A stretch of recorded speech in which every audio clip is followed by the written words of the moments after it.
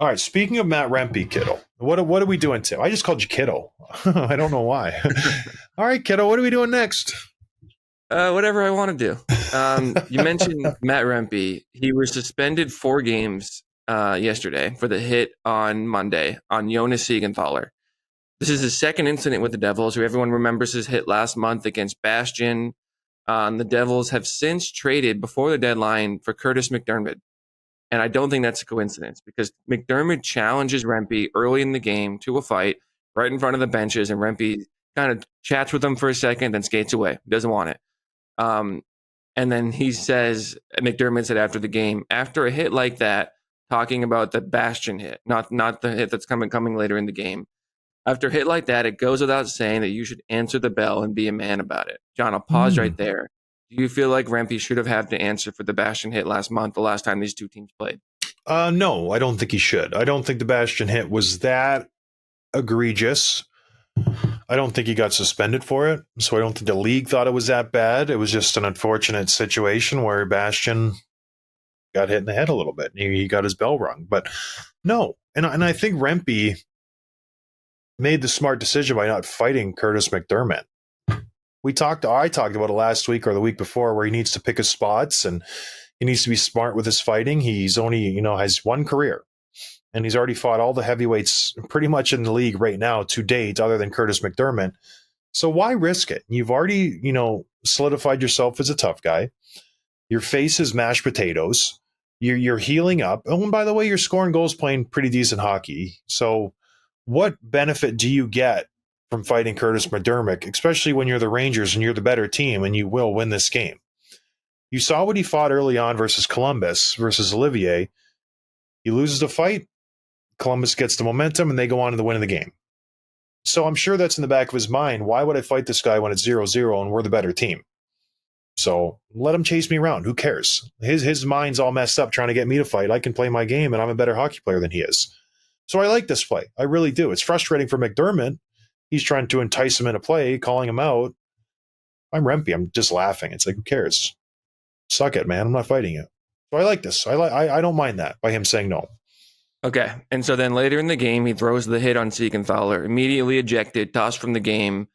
And then, was suspended for 4 games, like we said. MacDermid spoke after the game about this and then basically called out Rempe for not answering the code.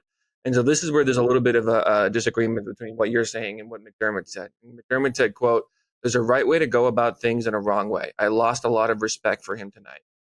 And so obviously he couldn't have fought after the Siegenthaler hit because he went right down the tunnel. The game was over for him. But do you feel like, I don't know, does MacDermid have a point about the code and the way that Rempe's handled himself in the last? Now is where my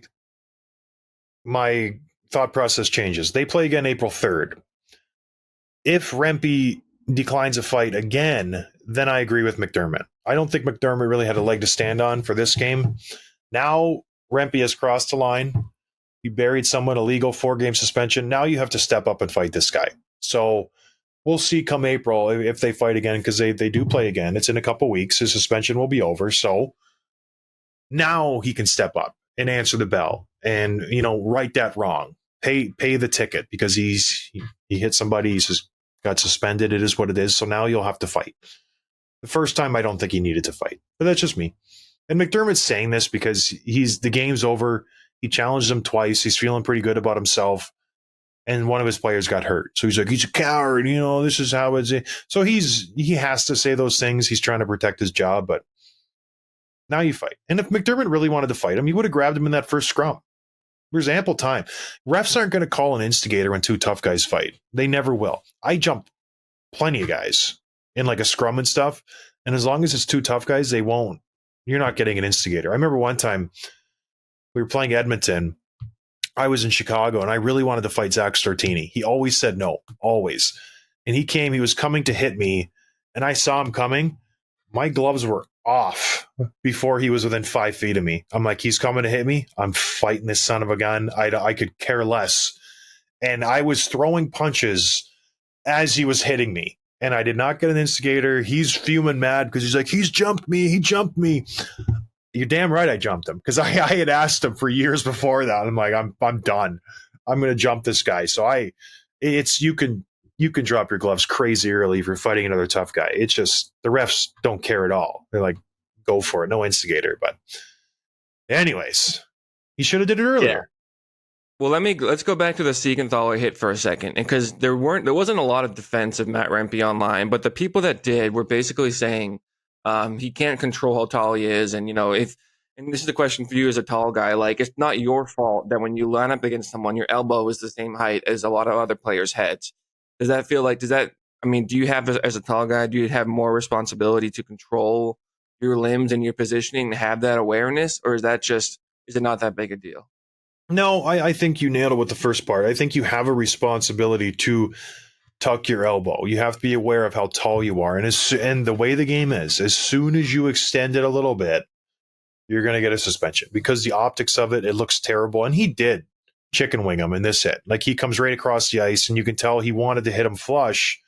Siegenthaler pulls up. Rempe, last minute, chicken winged, and he catches him right in the jaw. So this is a suspension. I don't know if it's 4 games. It's his first offense. I think they went heavy just because it's him, and they're trying to send a message to him to calm it down a little bit. But I got a 7-game suspension for hitting someone with my shoulder in his head. It wasn't even my elbow, just because there was a bad picture taken the second after my hit. So you hit him with your elbow. No, I didn't. A picture of me extending after the hit, trying to brace myself. Well, my elbow did not touch. Evidence? My elbow did not touch Louis Eriksson's head. I'll go to the grave thinking that. You show me a picture of my elbow in contact with his head, and I'll be surprised. Okay. Did not. The last thing I want to ask about Rempe is that I think a lot of the Rempe mania and the love and adoration for him is starting to wear out around the league, except for the Rangers fans and some of the diehards who love the roughness of it. Do you feel like Rempe is wearing out his excitement and goodwill and earning a bad reputation? Because I saw one of our listeners message me calling him Matt Cook, throwing dirty hits and not answering for it. Do you feel like he's starting to cross the line? Or I don't think he's necessarily ruined his reputation, but he's starting to get one that he probably doesn't want. Yeah, I could see that, because the last week and a half he's thrown 2 really dangerous hits, borderline hits. So yeah, I could totally see that. He's only been in the league. He's probably played less than 10 games. He's been suspended. He's been in a bunch of fights. He's had 2 questionable hits. So yeah, like that, you get your reputation like that. So 100%. Yeah, he's got to cool it. He needs to slow down a little bit. You got to cool it, Matt. I was reading an article about him this morning and about the 4-game suspension. The article said that he doesn't have any past history. It's like he's played like 11 games. I know. Well, I wonder if they take into account the AHL as well. I don't know if they do or not. But yeah, so. for his short history, he's definitely racked up some bad mojo in the NHL. He's like a marked man wherever he goes now.